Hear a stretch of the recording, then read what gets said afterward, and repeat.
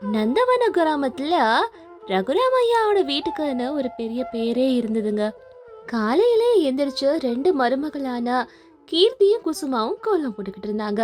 ரகுராம் ஐயா மனைவி கௌசல்யா வீட்ல அடுப்புல டீ வச்சுக்கிட்டு இருந்தாங்க. குசுமா, இன்னைக்கு நமக்கு மீன் பிடிக்கிற இடத்துல நிறைய வேலை இருக்கும். ராகவையாவோட ஆளுங்க வரேன்னு சொல்லிருக்காங்க. அப்படியாக்கா? ஆனா வானத்தை பார்த்தா மழை வர மாதிரி இருக்கே. இந்த சமயத்துல நம்ம போய் மீன் பிடிக்க போனோம்னா அது நமக்கு தானே கஷ்டமா இருக்கும். அதுக்கு எதுக்கு பயப்படணும்? அதெல்லாம் ஒன்றும் இல்லை, பார்த்துக்கலாம். சரி, சீக்கிரமா கிளம்பு. நான் அத்தைக்கு வேற டீ எல்லாம் வச்சு கொடுக்கணும். அவங்க டீ போடலான்னு போடுறதுக்கு முன்னாடியே கௌசல்யாமா டீயோட வந்து அவங்க முன்னாடி நின்னாங்க. அம்மாடி மருமகளுங்களா, என்னம்மா உங்களுக்கு இப்பெல்லாம் டைமே கிடைக்கிறது இல்ல. மீன் வியாபாரம் பார்க்க ஆரம்பிச்சதுலேருந்து டீ குடிக்க கூட உங்களுக்கு நேரம் இருக்கிறது இல்ல. கொஞ்சம் உங்க ஆரோக்கியத்தையும் பாருங்கம்மா, குடும்பத்தையும் பார்க்கணும்ல. வியாபாரம்னே இருந்தா அப்படியே தான் யோசிக்கிறீங்க. வீட்ல மாமா, அப்புறம் என் கணவர், அப்புறம் பெரிய மாமா எல்லாரும் சேர்ந்து வேலை செஞ்சு கஷ்டப்படுறாங்க. நாங்க வியாபாரம் பண்ணா அவங்களுக்கு கொஞ்சம் உதவியா இருக்கும்ல. ரெண்டு பேருக்கும் டீ போட்டு எடுத்துட்டு வந்திருக்கேன். கொஞ்சம் இதை சுட சுடன் இருக்கும் போதே குடிச்சிருங்கம்மா. நான் போய் டிஃபனை ரெடி பண்றேன். கீர்த்தி குசுமா ரெண்டு பேருமே அங்க இருக்க குளத்துக்கு போனாங்க. அங்க இருந்தவங்க எல்லாரும் வலை வீசி மீனுக்காக எல்லாத்தையும் ரெடி பண்ணிட்டு இருந்தாங்க. அம்மாடி, இன்னைக்கு நிறைய மீன் எல்லாம் வந்திருக்கு. இப்படியும் ஒரு 20 கேஜியாவது இருக்கும்னுட்டு நான் நினைக்கிறேன். நல்லா ஃப்ரெஷ்ஷா இருக்கு. அப்படியா ராகவையான்னு? எல்லாத்தையும் எடுத்துட்டு வாங்க. குசுமா, நீ அந்த லெட்ஜர் புக்கை எடுத்துட்டு வா. எது எது எவ்வளவு இருக்குன்னு பாக்கணும். அக்கா, இப்போ நமக்கு எல்லா மீனும் இருக்கு. டவுன்ல இருக்கவங்க எல்லாம் என்னென்ன கேட்பாங்கன்னு சொல்லட்டுமா? அவங்களுக்கு ரேட் அதிகமா போடணுமா? ஐயோ குசுமா, அந்த மாதிரி ரேட் எல்லாம் அதிகமா சொல்லிடாத. ஏதோ நம்ம கிட்ட குவாலிட்டியும் நியாயமான விலையிலயும் விக்கிறோன்னு தான் ஜனங்க எல்லாரும் நம்ம கிட்ட வந்து வாங்குறாங்க. ஆனா இப்போ அதையே நம்ம அப்படி சொல்லிட்டோம்னு வச்சுக்கோ, தப்பா போயிடும் குசுமா. வேண்டாம் வேண்டாம். 10 பேருக்கு வித்தாலும் நியாயமா நேர்மையா சம்பாதிக்கணும், தரமா இருக்கணும். மீனுங்க எல்லாம் ஃப்ரெஷ்ஷா இருக்கு. மார்க்கெட்ல விலை அதிகமா தான் விக்கிறாங்க. அதனால விலையேத்தி விக்கிறதுல தப்பு இல்லைங்க. நல்ல வெயிட்டான மீனா விலையா பார்த்து வீங்க. ஐயோ வேணாங்க. எதுக்கு இப்போ நீங்களும் விலை ஏத்தி நாங்களும் அவங்க கிட்ட விலை அதிகமா சொல்லி வாங்கணும்? நீங்க வெறும் 150 ரூபாய்க்கு இது எல்லாத்தையும் கொடுக்கறதா இருந்தா கொடுங்க. அதிகமா சொல்லி விற்க வேண்டாமே ப்ளீஸ். ஆமா சுபையான, இதெல்லாம் அதிகமா வித்தா அதுக்கப்புறம் எங்களுக்கு வர கஸ்டமர்ஸ் கூட வரமாட்டாங்களே. சரி சரி, நீங்க இவ்வளவு தெளிவா இருக்கும் போது நானும் உங்களை ஏமாத்த முடியாது, யாரும் ஏமாத்த முடியாது. அதே விலைக்கே கொடுக்கறேன். இப்படி குசுமாவும் அதுக்கப்புறம் கீர்த்தியும் அங்க உட்காந்து மீன் வியாபாரத்துக்காக எல்லாம் பார்த்துட்டு இருக்கும் போது நிலத்துல என்னமோ அவங்களோட கணவர் ராகேஷ் ரொம்ப ரொம்ப விவசாய வேலையில கஷ்டப்பட்டுட்டு இருந்தாங்க. அவங்க மாமனாரும் சேர்ந்து கஷ்டப்பட்டாரு. அப்பா, விலையெல்லாம் அதிகமா இருக்குக்கா. நம்ம கிட்ட இருக்கிறதும் சரியா விற்கவும் மாட்டேங்குது. இதெல்லாம் அதிகமா இருக்கு. எப்படி விற்க போறோம் தெரியல. ஆமாப்பா, அண்ணன் சொல்றது கரெக்ட் தான். மார்க்கெட்ல இதெல்லாம் வித்து எப்ப நமக்கு காசு வந்து அங்க இருக்க பொருட்களை வாங்குறதும் கஷ்டமா இருக்கு. எனக்கு பயமா இருக்குடா. இந்த மாதிரி விவசாய துறையில இருக்கவங்க யார் யாருக்கும் என்னென்னவோ நடக்குது. இதுக்கெல்லாம் ஃபியூச்சர்ல என்ன வேல்யூ இருக்கும்னு தெரியல அப்படின்னு இவங்க எல்லாரும் பேசிக்கிட்டு இருக்கும் போது கொஞ்ச நேரம் கழிச்சு கீர்த்தியோ குசுமாவும் டிஃபன் பாக்ஸோட நிலத்துக்கிட்ட வந்தாங்க. என்ன ஆச்சு? 3 பேரும் என்ன பண்ணிட்டு இருக்கீங்க? நிலத்துல ஏதாவது பிரச்சனையா? இல்ல இல்ல, கடன் எல்லாம் எப்படி அடைக்கிறது அத பத்தி தான் எல்லாரும் புலம்பிட்டு இருந்தோம். வியாபாரமும் பெருசா இல்லையே, அதனாலதான் எல்லாரும் வருத்தப்பட்டு இருக்கோம். கடனை பத்தி எதுக்கு தம்பி நினைச்சுக்கிட்டு இருக்கீங்க? இப்போ நாங்களும் இப்போ வியாபாரம் பண்ணி ஏதோ காசு வருது, நமக்கும் நிலத்துலயும் ஏதாவது கொஞ்சம் காசு வருதுல, எப்படியாவது அடைச்சுக்கலாம். கவலை இருக்கு இது இருக்குன்னு நினைச்சோன்னா முடியாது அப்படின்னு சொல்லிட்டு கீர்த்தி அவளோட சேலையில இருந்த பணத்தை எடுத்து கொடுத்தா ராஜேஷ் கிட்ட. கீர்த்தி, என்ன நீனு? உனக்கே இந்த காசெல்லாம் பத்துமான்னு தெரியல. ஆனா நீ எனக்கு காசு கொடுத்து உதவிறியே, எப்படி உன்னால முடியும்? நீ உனக்காக தானே அந்த வியாபாரத்துக்காக வச்சிருந்த. ஏங்க, வீடுன்ற போது உங்க கஷ்டம் என் கஷ்டம்னு தனியா பேசாதீங்க. எல்லாருக்கும் ஒரே கஷ்டம்தான். உங்களோட பிரச்சனை என் பிரச்சனை மாதிரி. இதுல என்ன இருக்கு? வியாபாரத்தை பாத்துக்கலாங்க. பாத்தியாடா ராஜேஷ், ராகேஷ், என் மருமக 2 பேரும் எப்படி தெளிவா இருக்காங்கன்னு. வீட நிர்வாகம் பண்றது மட்டும் இல்ல, மொத்தமா வியாபாரத்தையும் நல்லா பாக்குறாங்க, எல்லாரையும் நல்லா பாத்துக்கிறாங்க. நல்ல திறமையானவங்க அப்படின்னு நில வேலை எல்லாத்தையும் முடிச்சிட்டு மருமக 2 பேரும் மீன் வியாபாரம் எல்லாத்தையும் முடிச்சிட்டு வீட்டுக்கு வந்தாங்க. மருமக 2 பேரையும் பார்த்த கௌசல்யா அம்மா அவங்க கிட்ட இப்படி சொல்லிட்டு இருந்தாங்க. என்னம்மா கீர்த்தி, இன்னைக்கு எல்லா வியாபாரமும் நல்லபடியா நடந்துச்சா? குசுமா எல்லா மீனும் வித்துச்சா? நீங்க 2 பேரும் வீட்ல உட்காந்து ஹாயா ரெஸ்ட் எடுத்து வீட்டு வேலையை பார்த்துக்கிட்டு எல்லாரையும் பார்த்துப்பீங்கன்னு நினைச்சேன். ஆனா வியாபாரம் பண்ணி இன்னும் டயர்ட் ஆயிட்டீங்க. எல்லா பொறுப்பையும் ஏத்துக்கிட்டீங்க. அத்தை, இதுல என்னத்த இருக்கு? இன்னைக்கு நல்லபடியா வியாபாரம் நடந்தது. எக்ஸ்ட்ராவா நிறைய மீன் இருந்தது. அதனால ஊர்ல ரொம்ப சாப்பாட்டுக்கு கஷ்டப்படுறவங்களுக்கு அதை வறுத்து கொடுக்க சொல்லி ஒருத்தவங்க கிட்ட சொல்லிட்டு வந்திருக்கோம். அவங்க இன்னைக்கு சாப்பிட்டுப்பாங்க. என்ன இப்ப பார்த்தாலும் நாங்க நிறைய வேலை பார்க்குறோன்றீங்க? நீங்க வீட்ல இருந்து எங்க எல்லாரையும் எப்படி கவனிக்கிறீங்க தெரியுமா? உங்களை விடவா நாங்க பார்க்குறோம்? கொஞ்சம் ரெஸ்ட் எடுங்க. இப்ப நாங்க வேலை பார்க்குறோம் த. அக்கா, நாளைக்கு நம்ம ஊர்ல சந்தை இருக்கும்ல, நம்ம அங்க கொண்டு போய் கூட வியாபாரம் பண்ணலாம். மீந்ததை அங்க இருக்கவங்களுக்கு தானம் பண்ணலாம்ல. நல்ல ஐடியா சொன்ன குசுமா. இதை வேஸ்ட் பண்ணாம எல்லாருக்கும் கொடுக்கறதே பெரிய விஷயம்தான்ல அப்படின்னு அவங்க பேசிக்கிட்டு இருக்கும் போதுதான் ராஜேஷும் ராகேஷும் வீட்டுக்கு வந்தாங்க. அம்மா, உங்க மருமகளுங்க சாதாரண மருமகளுங்க இல்ல. இந்த வீட்டுக்கு வந்த மகாலட்சுமிங்க. இவங்க கிட்ட நிறைய திறமை இருக்கு. நம்மள கொண்டு போற நல்ல வழிகளும் இருக்கு. நல்ல ஐடியா போட்டு குடும்பத்தை சூப்பரா பிளான் பண்றாங்க. ஆமாமா, அண்ணன் சொல்ற மாதிரி 2 பேருமே ரொம்ப ரொம்ப திறமையானவங்க தெரியுமா? இன்னைக்கு எல்லாம் சூப்பரா பண்ணாங்க அவங்க. அதெல்லாம் எனக்கு தெரியும்டா. மருமகளுங்க எவ்வளோ திறமையானவங்கன்னுட்டு. இப்படி திறமையான மருமக கிடைச்சதுக்கு நான் தாண்டா கொடுத்து வச்சிருக்கணும் அப்படின்னு எல்லாரும் பேசிட்டு இருந்தாங்க. அப்படியே கொஞ்ச நாட்கள் போச்சு. அந்த ஊர்ல மழை வந்து வெள்ளம் வர ஆரம்பிச்சிச்சு. எல்லாரும் தண்ணியில மிதந்துகிட்டு இருக்க நிலைமை வந்தது. அப்போ தண்ணி கிட்ட இருந்த கீர்த்தியும் குசுமாவும் இப்படி பேசிக்கிட்டாங்க. அக்கா, என்னக்கா வெள்ளம் வர மாதிரி இருக்கு? ஊர்ல நிறைய பேர் நிறைய இடத்துல வெள்ளம் வந்துருச்சுன்னு சொல்றாங்க. இப்ப நம்ம என்ன பண்ண போறோம்? ஆமா, ஏதாவது பண்ணணும். இல்லைன்னா எல்லாரும் முழுகிடுவோம். கிராமத்துல இருக்க எல்லாரையும் நம்ம ஏதாவது காப்பாத்தணும் அப்படின்னுட்டு 2 பேரும் பேசி ஒரு ஐடியாவுக்கு வந்தாங்க. அன்னைக்கு ராத்திரி ஊர்ல இருக்க எல்லாரையும் ஒரு மீட்டிங் மாதிரி கூப்பிட்டாங்க. நான் சொல்றதை எல்லாரும் நல்லா கேளுங்க. வெள்ளம் வர மாதிரி இருக்கு. ஊர்ல வேற வேற இடத்துல வெள்ளம் வந்துருச்சுன்னு சொல்றாங்க. இப்போ நம்ம சேர்ந்து ஏதாவது உழைச்சாதான் எல்லார் உயிரையும் காப்பாற்ற முடியும். இதுல இருக்க தண்ணி எல்லாத்தையும் எடுத்து ஊத்தணும். ஒரு வால் மாதிரி கட்டணும். அப்படி ஏதாவது நம்ம பண்ணாதான் நம்மள நம்ம காப்பாத்திக்க முடியும் அப்படின்னுட்டு ஊருக்குள்ள வெள்ளம் வராம இருக்க கீர்த்தி சொன்ன ஐடியாவை வச்சு எல்லாரும் ஒரு தடுப்பு மாதிரி ஒன்று பண்ணாங்க. அதனால ஊருக்குள்ள வெள்ளம் வரல. அடுத்த நாள் மழையெல்லாம் நின்னதுக்கு அப்புறம் ஊர் மக்கள் எல்லாரும் கீர்த்திய பாராட்டினாங்க. கீர்த்தி, எவ்வளவு அற்புதமான ஐடியா பண்ணிருக்க நீ. ஊர் மக்கள் எல்லாரும் நல்லா இருக்கணும்னு உன் அற்புதமான ஐடியாவால நாங்க எல்லாருமே இன்னைக்கு உயிரோட இருக்கோம். எல்லாரையும் காப்பாத்திட்ட. உண்மையிலே எனக்கு பெருமையா இருக்கு நீ என் வீட்டு மருமகன்னு சொல்றதுல. எங்க எல்லாருக்கும் ரொம்ப சந்தோஷம். நீ பண்ண இந்த வேலைக்கு உனக்கு ஒரு பாராட்டு விழாவே நடத்தணும் கீர்த்தி. மாமா, இவ்வளோ நாள் அந்த நதியில அந்த குளத்துல இருக்க மீன்களை வித்து தான் நம்ம வியாபாரம் பண்ணோம். அது நமக்கு வாழ்க்கையே கொடுத்துருக்கு. அப்படிப்பட்டதை ஊரை அழிக்க நான் விட்டுடுவேனா? உலகத்துல என்னென்னவோ நடக்குது. நம்ம எல்லாருக்கும் நல்லது நினைக்க பழகிட்டோம்னா அதுக்கான வழியே இந்த பிரபஞ்சம் காட்டும். அப்படியே கொஞ்ச நாட்கள்ல கீர்த்தி குசுமாவோட மீன் வியாபாரம் பெரிய கம்பெனியா மாறுச்சு. அவங்க கணவர் ராஜேஷ் ராகேஷ் கூட விவசாயத்தை நல்லா பண்ணி அதை கூட ஒரு பெரிய லெவல்ல கொண்டு போனாங்க. இப்ப அந்த ஊர்ல ரகுராமையா குடும்பம்க்குன்னு தனியா ஒரு பேரும் புகழுமே இருந்தது. பாத்தியா கௌசல்யா, நம்மளோட மருமகளுங்க நம்ம வம்ச கௌரவத்தை எங்க எடுத்துட்டு போயிட்டாங்கன்னு.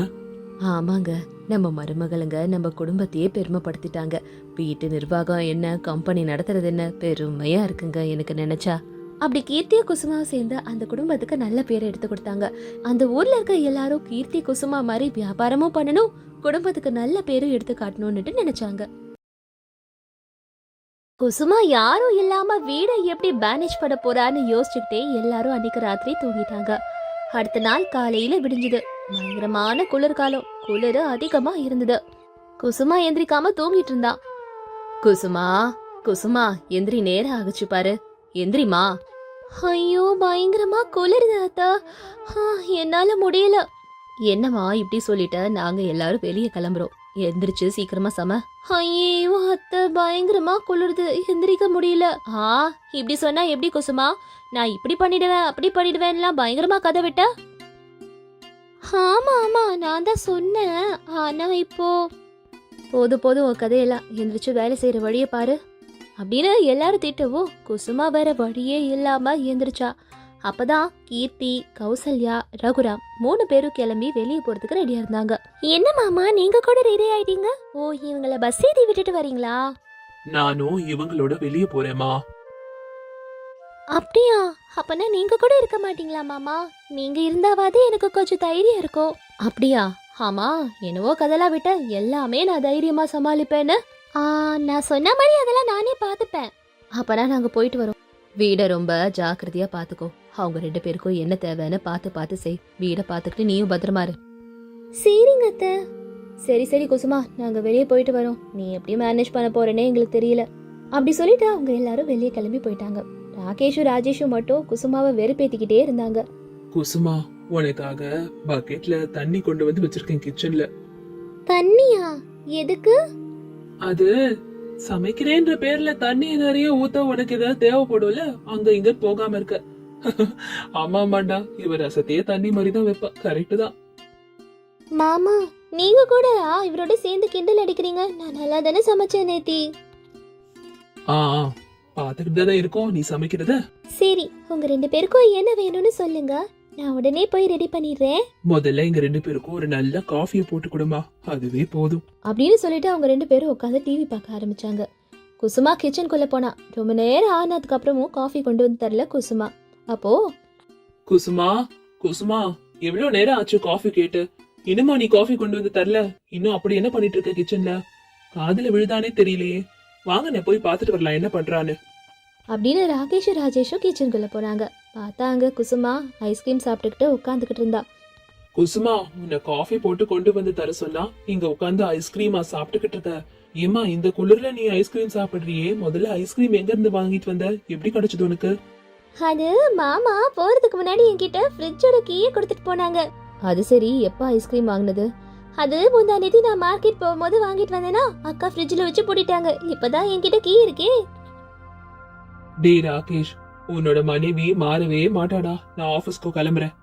அண்ணா என்ன இரு, நானும் கூட ஆபீஸ்க்கே வரேன் அப்படின்னு சொல்லிட்டு 2 பேரும் ஆபீஸ்க்கு கிளம்பி போயிட்டாங்க. வீட்ல குசுமா மட்டும் தனியா இருந்தா. ஐயோ, இப்ப இந்த வீட்டுக்கு நான் ஒருத்தி தான் காவலுக்கு இருக்கணுமா? கிச்சனோட சேர்ந்து எல்லாத்தையும் க்ளீன் பண்ணணும் வேற. என்னடா வாழ்க்கை இது அப்படின்னு நினைச்சுக்கிட்டு இருந்தா குசுமா. அப்படியே வீட்டு வேலை எல்லாத்தையும் பார்த்துக்கிட்டு இருந்தா. இந்த வேலையெல்லாம் செய்யறது கரெக்ட் தான். அப்படியே இந்த குளிர்காலத்துல நல்லா சுடுன்னு பஜ்ஜி சாப்பிட்டா நல்லா இருக்கும்ல. ஆனா எங்க இருந்து போய் வாங்குறது அப்படின்னு அவ நினைச்சுக்கிட்டு இருக்கும்போது சமோசா விற்கிறவரு அந்த பக்கமா போனாரு. அவரை பார்த்து, ஏன்பா சமோசாக்காரரே, இங்க கொஞ்சம் வா, நல்ல நேரத்துக்கு வந்த. எங்க ஒரு 5 பிளேட் சமோசாவை கொடு. 5 பிளேட்டா? சரிங்க மேடம் அப்படின்னு 5 பிளேட் சமோசாவை கொடுத்துட்டு அவர் அங்கிருந்து போயிட்டாரு. குசுமா அந்த சமோசாவை சாப்பிட்டுக்கிட்டு உட்காந்துக்கிட்டு இருந்தா. கீர்த்தி, கீர்த்தி, கௌசல்யாக்கா வீட்ல இருக்காங்களா? என்ன பண்றாங்க? அப்படின்னு சுஜாதா அம்மா பக்கத்து வீட்டுக்காரங்க வந்து கத்திக்கிட்டு இருந்தாங்க. அவங்க சத்தத்தை கேட்டு யாரும் வரல. அப்ப பக்கத்துல இருந்த மல்லிகா, அக்கா கதவு திறந்துதான் இருக்கு, நம்மளே உள்ள போய் பார்க்கலாம் அப்படின்னு 2 பேரும் வீட்டுக்குள்ள போனாங்க. வீடை பார்த்து ஷாக் ஆனாங்க. ஐயோ, வீடா இல்ல குப்பை மேடா இது? நம்ம வேற யாராவது வீட்டுக்கு வந்துட்டோமா என்ன? இல்லக்கா, நம்ம கௌசல்யாக்கா வீட்டுக்கு தான் வந்திருக்கோம். கௌசல்யா வீடை இப்படி போட்டு வச்சிருக்க மாட்டாளே, என்ன இப்படி இருக்கு? எனக்கும் அதே சந்தேகம்தான். அண்ணி, கௌசல்யா அண்ணி இருக்கீங்களா வீட்ல? அப்படின்னு அவங்க கத்திக்கிட்டு இருக்கும் போது கொஞ்ச நேரம் கழிச்சு குசுமா வெளியே வந்தா. யாருமா நீ? கௌசல்யாக்கா வீட்ல வேலைக்கு சேர்ந்திருக்கியா? வார்த்தைய பார்த்து பேசுங்க, நான் இந்த வீட்டு மருமக. ஓ, சின்ன மருமகளா? எப்பயோ கல்யாணத்துல பார்த்தது. இப்ப என்ன நல்லா கொழு கொழுன்னு இருக்கியே கல்யாணத்தை விட. சுஜாதா அக்கா, நம்ம கௌசல்யா நீ நல்லா சமைச்சு போடுறாங்க போல இருக்கு. அதெல்லாம் இருக்கட்டும், யாரு நீங்க? என்ன வேணும் உங்களுக்கு? அப்படியே வந்துட்டீங்க வீட்டுக்குள்ள? நாங்க உங்களோட சொந்தக்காரங்க தான், பக்கத்து வீட்டுல தான் இருக்கோம். ரொம்ப நேரமா கதவை தட்டி பார்த்தோம், கத்தி பார்த்தோம், நீ வரவே இல்லை, இப்பதான் வர அப்படின்னு அவங்க சொன்னதும் குசுமா அப்பையில இருந்து மரியாதையா பேச ஆரம்பிச்சா. அப்படியா சித்தி, வாங்க வாங்க உட்காருங்க. காஃபி டீ ஏதாவது போட்டு கொண்டு வரட்டுமா? அதெல்லாம் இருக்கட்டும். என்ன நீ இப்படி ட்ரெஸ் பண்ணிட்டு இருக்க? வீடு வேற சுத்தமா இல்ல. கௌசல்யா அக்கா இருந்தாங்கன்னா வீடு எவ்வளவு சுத்தமா இருக்கும்னு தெரியுமா? அது வந்து சித்தி, அக்கா, அத்தை, அதுக்கப்புறம் மாமா 3 பேரும் ஊருக்கு போயிருக்காங்க ஒரு ஃபங்க்ஷனுக்கு. என் வீட்டுக்காரரும் மாமாவும் ஆஃபீஸ் வேலையா போயிருக்காங்க. எனக்கு உடம்பு சரியில்லையா, அதான் க்ளீன் பண்ணல. நாங்க 2-3 நாள் இங்க தங்கலாம் நினைச்சோம். எங்க வீட்லயே இருந்து போர் அடிச்சு போச்சு, அதான். சரி, நான் போய் முதல்ல குளிச்சுட்டு வரேன் அப்படின்னு அவங்க 2 பேரும் சொல்லிட்டு உள்ள போனாங்க. குசுமா ஷாக் ஆயிட்டா, என்ன பண்றதுன்னே தெரியல. உடனே அவ ரகுராம்க்கு கால் பண்ணி விஷயத்த சொன்னா. மாமா, வீட்டுக்கு எதிர் வீட்டுக்காரங்க நம்ம சொந்தக்காரங்களாமே, அவங்க வந்து தங்குறேன்னு சொல்லிருக்காங்க. ஆமா, அவங்க அப்பப்பா வந்து தங்குவாங்க. அவங்க 4 நாள் இருக்கிறதா சொன்னாங்க மாமா. ஓ, அப்படியாமா? நீங்க கொஞ்சம் வந்துட்டீங்கன்னா எனக்கு தைரியமா இருக்கும் மாமா. கொஞ்சம் சீக்கிரம் வந்துருங்க. ஐயோ, சொல்ல மறந்துட்டோமா, நாங்க வந்த வேலை முடியல. இன்னும் 2-3 நாள் ஆகும் நாங்க எல்லாத்துக்கும் வரதுக்கு. சரி, வேலையா இருக்கும், அப்புறம் பண்றேன். அப்படின்னு சொல்லிட்டு அவர் ஃபோனை கட் பண்ணிட்டாரு. அப்பையிலேருந்து குசுமாக்கு என்ன பண்றதுனே தெரியல. அவ ரொம்ப முழிச்சுக்கிட்டு இருந்தா, குழம்பி போயிருந்தா. ஐயோ, இதுல சொந்தக்காரங்க வேற வந்துட்டாங்க. இவங்க எல்லாரும் வேற கிளம்பி போயிட்டாங்க. இவங்கள நான் என்ன சமாளிக்க போறேன், எப்படி சமாளிக்க போறேன்னே தெரியல ஆண்டவா அப்படின்னு வீடு முழுக்க சுத்திக்கிட்டே இருந்தா. சோஃபால துணிமணி, சமோசா சாப்பிட்ட கவர், கிச்சன் முழுக்க சாமான் எல்லாம் அப்படியே, வீடு பெருக்காம சுத்தமா இல்லாம அப்படியே இருந்தது. குளிக்க போனவங்க ஃப்ரெஷ் ஆயிட்டு வந்துட்டாங்க. அம்மாடி, நாங்க வெறும் பச்சை தண்ணியில தாமா குளிச்சோம், குளிருது, கொஞ்சம் சுடு தண்ணி வச்சு கூட மறுபடியும் குளிச்சுட்டு வரோம். சித்தி, உள்ள கீசர் இருக்கே, பார்க்கலையா? இப்பவே ஆன் பண்றேன் அப்படின்னு சொல்லிட்டு கீசர் பட்டனை ஆன் பண்றதுக்காக போனா. அந்த ஸ்விட்சை ஆன் பண்றதுக்கு பதிலா குழப்பத்துல வாஷிங் மிஷின் ஸ்விட்சை ஆன் பண்ணிட்டா குசுமா. ஐயோ கடவுளே, என்னப்பா சோதனை இது அப்படின்னு சொல்லிட்டு கிச்சனுக்குள்ள போனா. வந்திருந்த 2 கெஸ்டும் கிச்சனுக்குள்ளே வந்துட்டாங்க. அம்மாடி, பசிக்குதுமா, சீக்கிரமா சமைச்சு போடு. ரொட்டி பண்றியோ, தோசை பண்றியோ, உப்புமா பண்றியோ, ஏதாவது. ஹை, உப்புமா உப்புமா பண்ணிடுறேன் சித்தி, கொஞ்ச நேரம் இருங்க அப்படின்னு ரவைய நல்லா வறுக்கிறதுக்கு கடாயில போட்டா குசுமா. ஆனா அவ நிறைய சூடு வச்சதுனால கருகி போயிடுச்சு ரவை. அவ தீயிலையும் சுட்டுக்கிட்டா. ஐயோ, அவசரத்துல இப்படி பண்ணிட்டேனே, என்னடா சோதனை. ஐயோ, உன் கை சுட்டுடுச்சாமா? அதெல்லாம் எதுவும் இல்லை சித்தி, லைட்டா தான், எதுவும் இல்லை. அப்ப 2 பேரும் ஒருத்தர் பார்த்துக்கிட்டாங்க. கௌசல்யா அக்கா எவ்வளோ சூப்பரா சமைப்பாங்க தெரியுமா, வீடை அப்படி மெயின்டைன் பண்ணுவாங்க. நீ வச்சிருக்க மாதிரிலாம் இப்படி போட்டு வச்சிருக்க மாட்டாங்க, கிச்சனை சுத்தமா இருக்கும் அப்படின்னு அவங்க சொன்னதும் குசுமாக்கு வாயிலிருந்து வார்த்தையே வரல. ஆமா, அத்தை இருந்தா நாங்களும் நீட்டா தான் வச்சுப்போம், நானும் நல்லா தான் பார்த்துப்பேன், ஆனா குளிர்ல உடம்பு சரியில்லை. அதெல்லாம் எதுவும் இல்லம்மா, இப்பதானே கல்யாணம் ஆகி வந்திருக்க, போக போக எல்லாம் பழகிப்ப. நீ வீடை சுத்தம் பண்ணு, நாங்க உனக்கு உதவி செய்யறோம், இங்கே தானே இருக்க போறோம். அவங்க அப்படி சொன்னதும் குசுமாக்கு கொஞ்சம் தைரியம் வந்தது. அப்பா, எப்படியோ ஹெல்ப் பண்றேன்ட்டாங்களே, அது போதும் அப்படின்னுட்டு குசுமா இருக்கிற எல்லா வேலையும் அவங்க தலையில கட்டிட்டு இவ ஹாயா உட்காந்து ஐஸ்கிரீம் சாப்பிட்டுக்கிட்டே இருந்தா. ஒன்றும் தெரியாம 2 பேரும் ஒருத்தர் பார்த்துக்கிட்டு முழிச்சுக்கிட்டு இருந்தாங்க.